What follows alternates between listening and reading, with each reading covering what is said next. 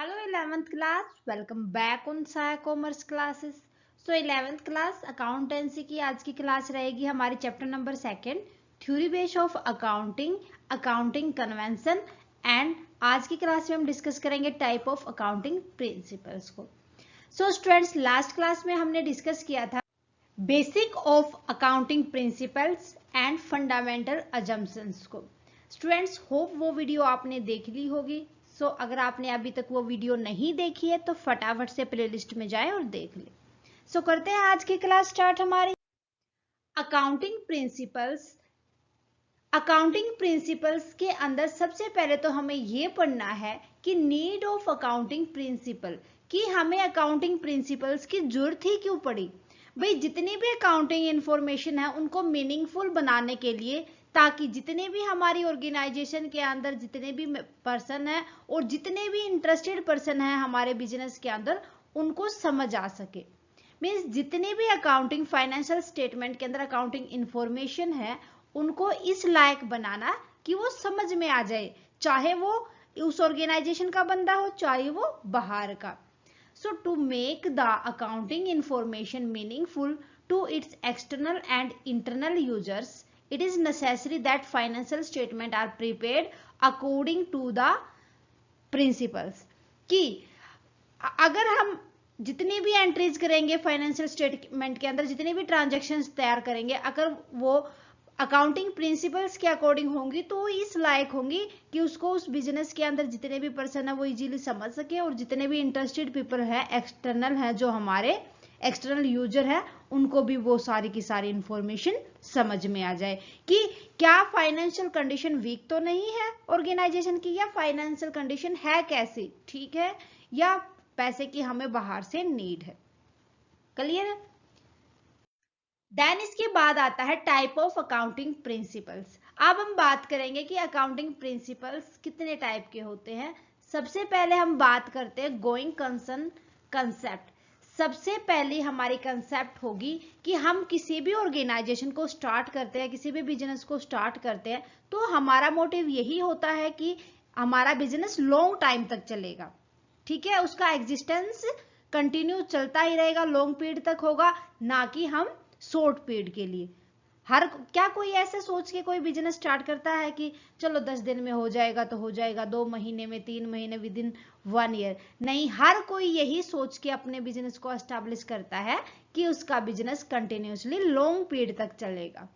सबसे पहला accounting principle यही होता है going concern concept. As per this concept, it is assumed that the business will be continued to the exist for a long period in future and the transaction are recorded in the book of business on the assumption that it is a continuing enterprises. जितने भी हम transaction करेंगे उस business के अंदर यही मानकर करेंगे, इसी अजम्पशन के साथ करेंगे कि ये हमारी कंटिन्यूअस एंटरप्राइज है, मीन्स लगातार लॉन्ग टाइम तक का हमारा बिजनेस है, ठीक है. फिर नेक्स्ट आता है कंसिस्टेंसी कंसेप्ट. कंसिस्टेंसी का मीन्स होता है एक रूपता. मीन्स अगर कोई भी प्रिंसिपल या कोई भी मेथड एक बार बिजनेस के अंदर हमने अप्लाई कर दिया तो हम उसको लॉन्ग टाइम तक मीन्स ईयर टू ईयर उसी को यूज करेंगे. ये नहीं कि आए दिन हम अपने मेथड और प्रिंसिपल्स को यूज करेंगे.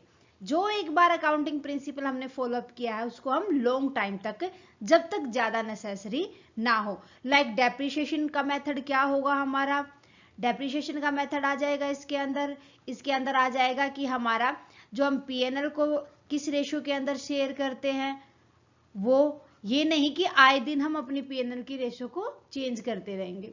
तो कंसिस्टेंसी यही कहती है अगर कोई भी मेथड या कोई भी अकाउंटिंग प्रिंसिपल एक बार हमने फॉलो अप कर लिया तो ईयर टू ईयर उसी को हम फॉलो अप करेंगे. क्लियर है. उसके बाद है एक्रूल कंसेप्ट. एक्रूल कंसेप्ट समझो. मींस अगर बिजनेस के अंदर कोई रिवेन्यू आती है तो वो उसी टाइम पर मानी जाएगी जिस टाइम पर सेल आउट हुई है, या कोई भी खर्चा उसी टाइम पर माना जाएगा जिस टाइम पर वो हैपन किया गया है. मींस जब हमें कोई भी खर्चा करेंगे उसी टाइम पर एंट्री कर देंगे, चाहे उसकी पेमेंट हम बाद में ही क्यों ना करें. इसी तरीके से सेल की अगर हम बात करें तो उसी टाइम पर उसको रिवेन्यू समझा जाएगा, ना कि जब उसका कैश रिसीव होगा. तो यहाँ पर जिस टाइम पर एक्रूल कंसेप्ट यही कहता है कि बिजनेस के अंदर ट्रांजैक्शन उसी टाइम पर कर दो जब आपने कोई भी चीज खरीदी है या कोई भी खर्चा किया है, तब, ना कि उसकी पेमेंट या उसकी कैश रिसीव हो उस टाइम पर। क्लियर है? फिर फोर्थ नंबर पे है business entity concept. Business entity concept ये कहती है कि एक बिजनेस और उसके ओनर की जो एंटिटी होती है वो सेपरेट एंटिटी होती है, दोनों अलग अलग होते हैं, चाहे वो पार्टनर हो, चाहे वो बिजनेस हो, चाहे उसके अंदर कोई भी उसका ओनर हो, उनकी एंटिटी हर एक की अलग अलग होगी। क्लियर है? सो एंटिटी को हम सेपरेट करके चलेंगे, उसके ओनर और उसके पर्सन जितने भी हैं उन सब के। उसके बाद फिफ्थ है ड्यूल एस्पेक्ट कंसेप्ट।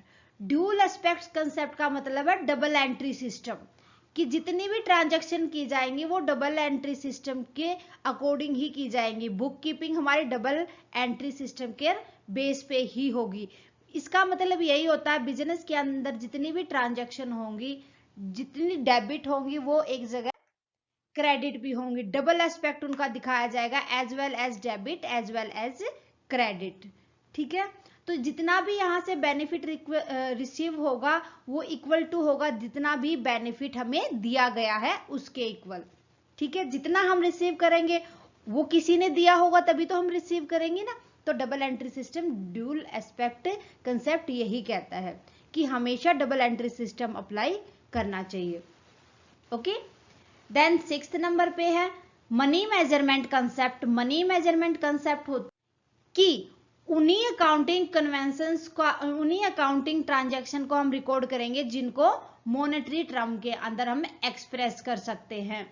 अदरवाइज जो मॉनेटरी वैल्यू नहीं होगी जिनकी, उनको हम कभी भी उनकी एंट्री नहीं करेंगे। लाइक कोई भी मशीनरी के रिगार्डिंग कोई भी इवेंट है तो हम मशीनरी के अंदर जितने मशीनरी की वैल्यू होगी उसी को रिकॉर्ड किया जाएगा, ना कि मशीनरी को ब्रेक डाउन कर कर हम वहां पर डालेंगे।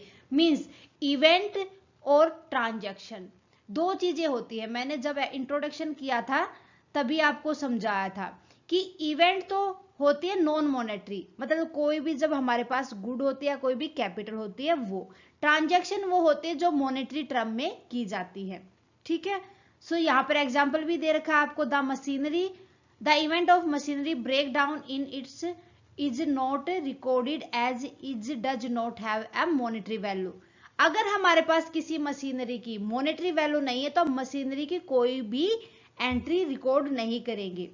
ठीक है? ये इस कंसेप्ट के अकॉर्डिंग उन्हीं ट्रांजैक्शन को लिखा जाएगा जिनको हम मॉनेटरी टर्म के अंदर एक्सप्रेस कर सकते हैं, अदरवाइज नहीं। क्लियर है? नेक्स्ट सेवंथ है कॉस्ट कंसेप्ट।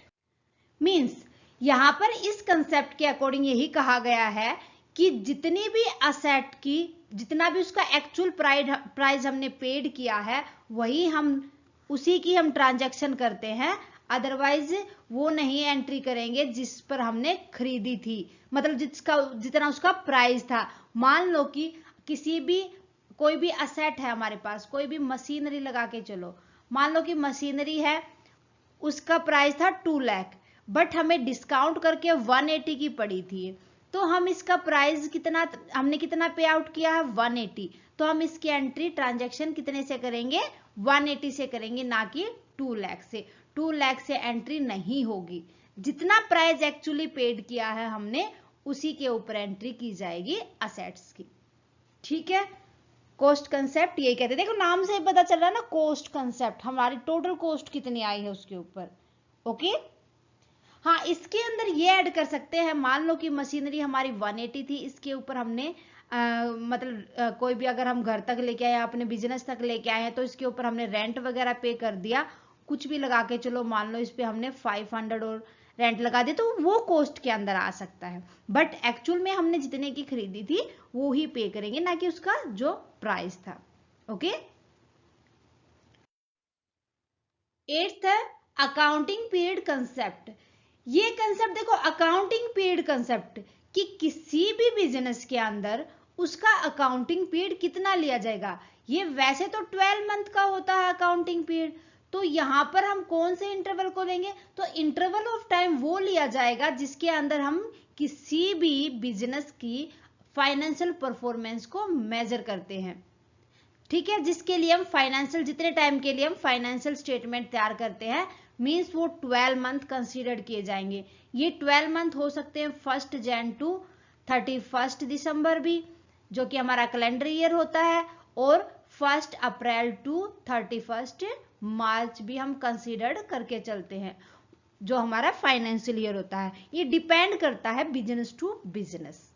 ओके, उसके बाद नेक्स्ट है हमारी कंसेप्ट मैचिंग कंसेप्ट। अब मैचिंग कंसेप्ट क्या कहता है कि जितनी भी हमने रिवेन्यू अर्न की है एक अकाउंटिंग पीरियड के अंदर, जितनी भी हमने रिवेन्यू अर्न की है, उस रिवेन्यू के रिगार्डिंग जितनी हमने एक्सपेंसेस, जितनी हमने कॉस्ट एसोसिएटेड की है, उसको हमें मैच करना है। तो हम रिवेन्यू में से जब हम कॉस्ट को माइनस कर देंगे तो एक्चुअल में हमारे पास जो इनकम होगी वही इनकम मानी जाएगी। ओके, यहां पर हम किसको मैच करेंगे? जितनी भी उस बिजनेस के अंदर रिवेन्यूज है और जितनी भी कॉस्ट, उन दोनों को हम कंपेयर करेंगे कि किसी भी रिवेन्यू के ऊपर हमने कितनी कॉस्ट लगाई है। ठीक है, यही क्या है हमारा matching concept. Okay, so 10th number पे है हमारा revenue recognisation and realisation concept. अब देखो, means revenue recognisation and realisation, कि भाई किसी भी रिवेन्यू को उसी टाइम पर अकाउंटेंट करेंगे हम, मींस उसकी ट्रांजैक्शन तभी करेंगे जब वो एक्चुअली रिलीज होगी। अदरवाइज जब तक वो रिलीज नहीं होती, जब तक हम उस रिवेन्यू को रिकॉग्नाइज नहीं करके चलते।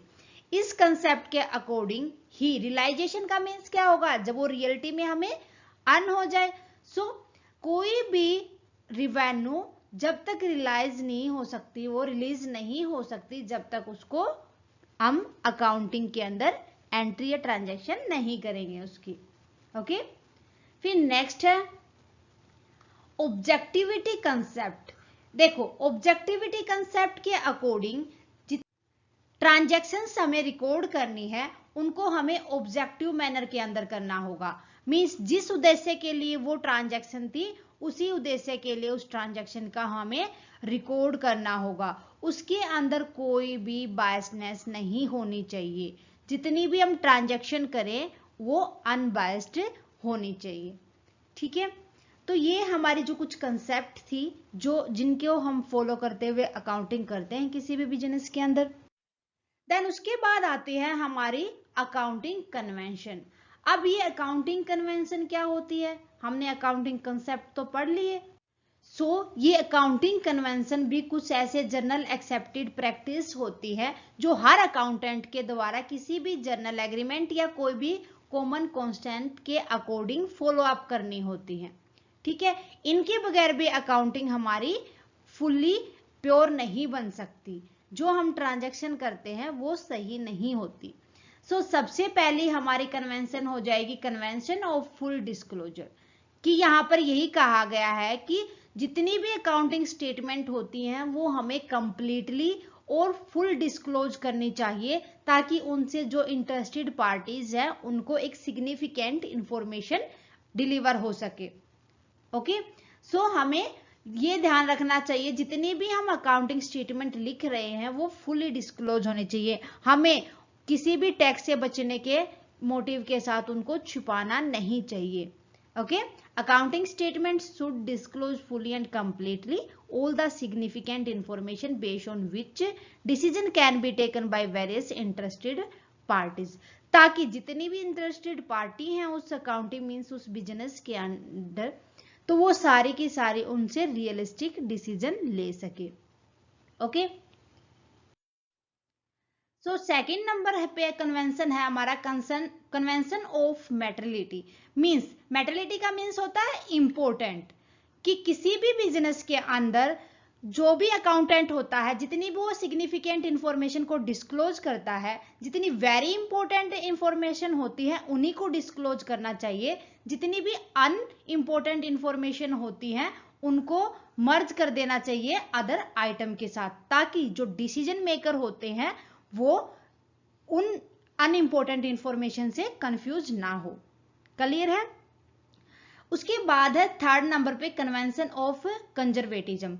कन्वेंशन ऑफ कंजर्वेटिज्म को सेकंड नाम होता है इसका डॉक्ट्राइन ऑफ प्रूडेंस। प्रूडेंस का मतलब होता है स्टूडेंट किसी भी बिजनेस के अंदर इस प्रिंसिपल के अकॉर्डिंग यही कहा गया है कि फ्यूचर के अंदर हमें प्रॉफिट को नहीं सोचना चाहिए कि प्रॉफिट कितना होगा, बल्कि जब हम एस्टिमेट लगा के चलते हैं, एंटीसेप्शन लेके चलते हैं, जितने भी और पॉसिबल लॉसेस होते हैं उनके लिए, क्योंकि जो लॉसेस होंगे वही तो हमारे बिजनेस को नुकसान देंगे, प्रॉफिट तो फायदेमंद होंगे। तो फ्यूचर के जो लॉसेस हो उनको ध्यान में रखते हुए अभी से उनके लिए हमें प्लानिंग करनी चाहिए। Okay, so convention of conservatism या डॉक्ट्राइन ऑफ प्रूडेंस यही कहता है। तो इसी प्रिंसिपल के अकॉर्डिंग यही कहता है कि जो हम फ्यूचर के अंदर जो लॉसेस होते हैं ना उन्हीं को कंसिडरेशन में लेके चलते हैं। सो क्लियर है 3 के 3 कन्वेंशन हमारे। होप आपको जितनी भी अकाउंटिंग कंसेप्ट है और जितने भी कन्वेंशन है आपको अच्छे से क्लियर हो गए होंगे। स्टूडेंट्स आज के लिए बस इतना ही, मिलते हैं नेक्स्ट क्लास में। आज की क्लास कैसी लगी मुझे कमेंट करके बताएं। क्लास अच्छी लगी तो प्लीज लाइक और अदर स्टूडेंट के साथ ज्यादा से ज्यादा शेयर करें। चैनल पर नए हैं तो फटाफट से साया कॉमर्स क्लासेस को सब्सक्राइब कर लें और बेल आइकन को दबा लें ताकि आने वाली क्लास की नोटिफिकेशन आपको मिल सके। Thank you very much student, bye bye and take care.